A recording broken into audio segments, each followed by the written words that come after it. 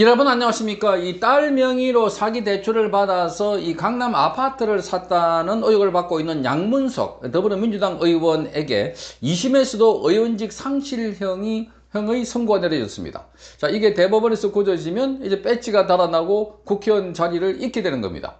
자, 이 거짓말이 더 이상 통하지 않는다 하는 것을 여실히 드러내고 있는 대목들입니다. 민주당에서 이런 인물이 많다는 점에서 정말 심각한 양상입니다.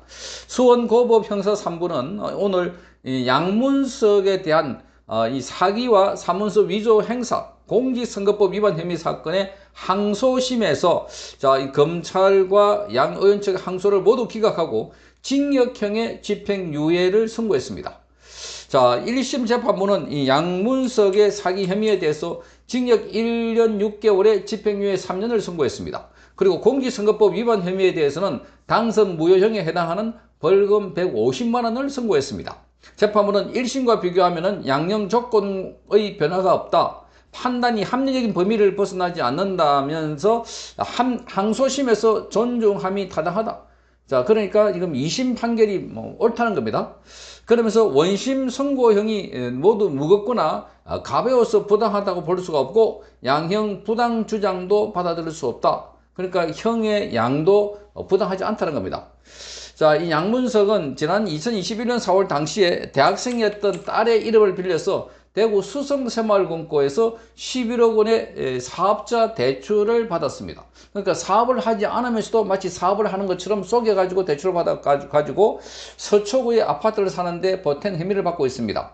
자, 검찰은 양문석이 사업자 대출을 받는 과정에서 새마을금고를 속이려고 거래명세서 등의 정빙 서류를 위조해서 제출한 혐의를 받고 있습니다.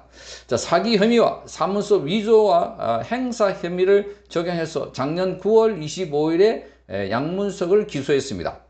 자, 양문석은 총선을 앞둔 작년 3월 달에 이 같은 사기 대출 의혹이 제기되니까 새마을금고가 먼저 대출을 제안했다, 이렇게 말했습니다. 그리고 의도적으로 속인 적이 없다, 이렇게 주장했습니다.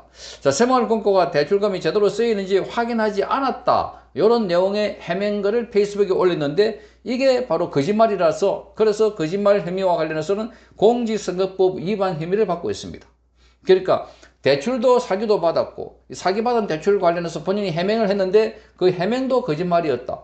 이 해명은 공직선거법 위반이고 대출 받는 과정은 사기 혐의다, 이렇게 되어 있습니다. 자, 그래서 지금 양문석은 총선 후보자 등록 과정에서 서초구 아파트의 가격을 실거래가가 당시 31억 원 정도였습니다.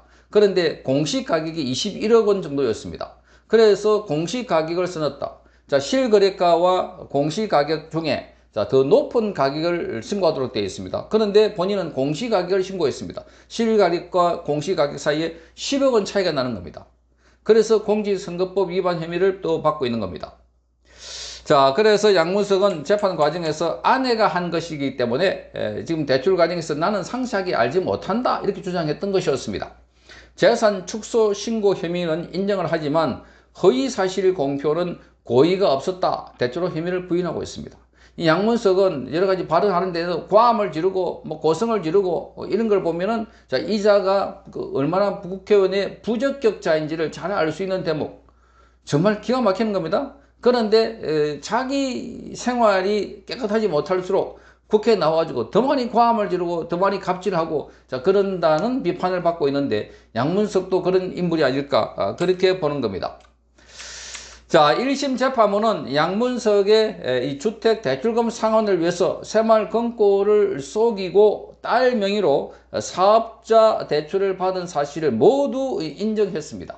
그리고 페이스북 글에 대해서도 단순한 억울함 토로를 넘어가지고 객관적 사실과 맞지 않은 허위 사실이 담겨 있다고 했습니다. 그리고 양문석이 재산을 축소 신고한 혐의에 대해서는 가격 차이가 매우 커서 단순 부주의로 보기는 어렵다, 이렇게 말했습니다. 다만 양문석이 증명 서류를 위조해서 제출한 혐의에 대해서는 무죄로 판단한 겁니다.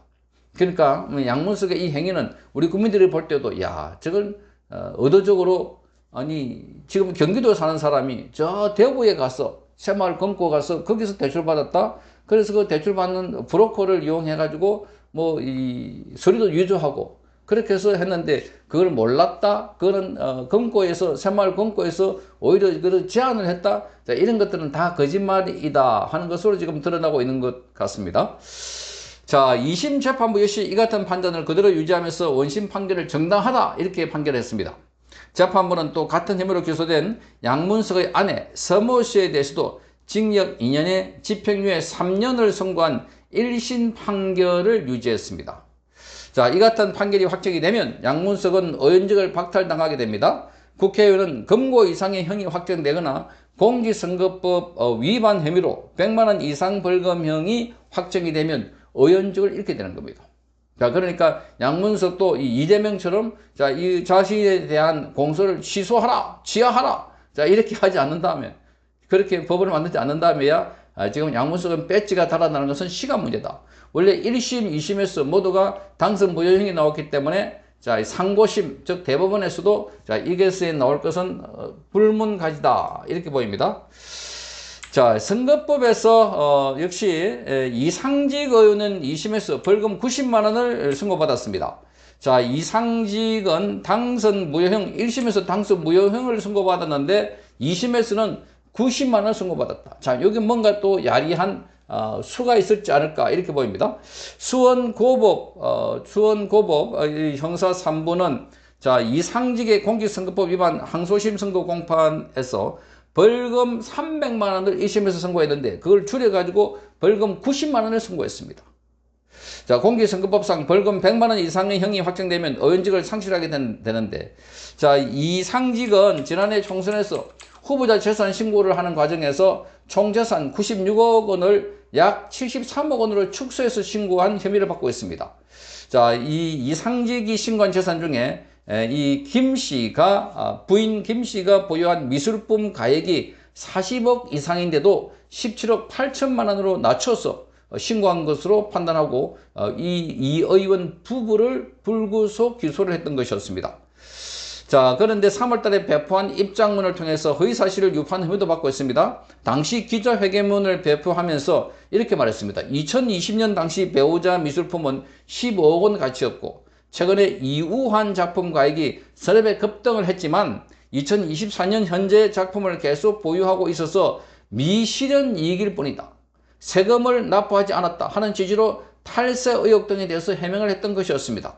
검찰은 미술품 가액 변동이 아니라 미술품 매매로 이 의원 재산이 늘어났다는 겁니다. 미술품이 그대로 변동될 수 없이 가격이 매매되지 않아서 받는 가격 변동이 없는 게 아니라 그 매매에 따른 재산이 더 늘어났다는 것을 검찰은 봤습니다. 1심 재판부는 이상직의 재산 축소 신고 혐의에 대해서는 무죄로 판단하고 허위사실 유포 혐의에 대해서만 유죄로 인정했습니다. 자, 2심 재판부는 이같이 판단하면서도 의원직 상실에 해당되는 정도는 아니다 이렇게 봤습니다. 자, 이게 지금 선거법은 그야말로 벌금형이기 때문에 코에 걸면 코걸이, 귀에 걸면 귀걸이, 너무나 양형 기준이 들쭉날쭉합니다. 100만 원 금액이 있으니까. 그러니까 110만 원 되면은 당선 무효형이고 90만 원 되면은 자, 당선, 그러니까 배지를 유지하게 되는 겁니다. 이러니까 재량권이 너무 많이 있다, 판사들이. 그러니까, 자, 여기 뭐 로비를 한다거나, 뭔가 이 작업을 한다거나, 그럴 경우에 바뀌지 않을까, 이렇게 보는 의혹도 있습니다. 어쨌든 딸 사기대출 혐의와 관련해서는 양문석은 당선 무효형이 2심까지 갔기 때문에 대법원에서도 확정되지 않을까, 이렇게 보이고, 자, 이상식은 지금 2심에서 겨우 무슨 수를 썼는지 모르지만 자, 이게 배지를 지키는 선으로 가고 있는 것 같습니다. 자, 이 사법부 이런 들쭉날쭉한 양형 판단은 정말 사법부 개혁이 필요한 대목이 아닐까 이렇게 보입니다. 성창경 TV였습니다.